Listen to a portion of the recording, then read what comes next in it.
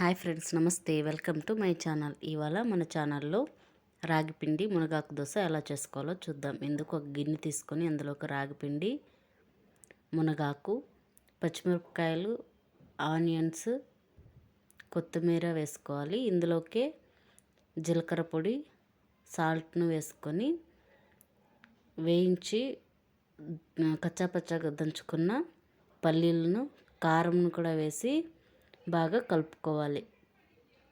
చూడండి, ఈ విధంగా కలుపుకున్న తర్వాత ఇందులోకి 2 గ్లాసుల వరకు నీళ్ళని వేసుకోవాలి.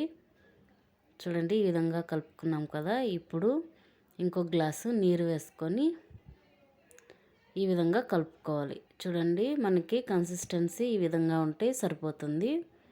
ఇప్పుడు స్టవ్ ఆన్ చేసి ప్యాన్ పెట్టుకొని మన దోశలు వేసుకోవాలి. చూడండి, ఈ విధంగా వేసుకుంటే మనకి పర్ఫెక్ట్గా వస్తుంది. ఇలా వేసుకున్న తర్వాత కొంచెం ఆయిల్ని కూడా వేసుకొని మూత పెట్టి 5 నిమిషాలు ఉడికించుకోవాలి. 5 నిమిషాల తర్వాత మూత తీసి చూడండి, బాగా కాలింది కదా. మరోవైపు కూడా తిప్పుకొని కాల్చుకోవాలి. ఎంతో హెల్తీగా ఉండే బ్రేక్ఫాస్ట్ రెడీ అయిపోయింది. చాలా హెల్తీ అండి. మీకు నచ్చితే ట్రై చేయండి.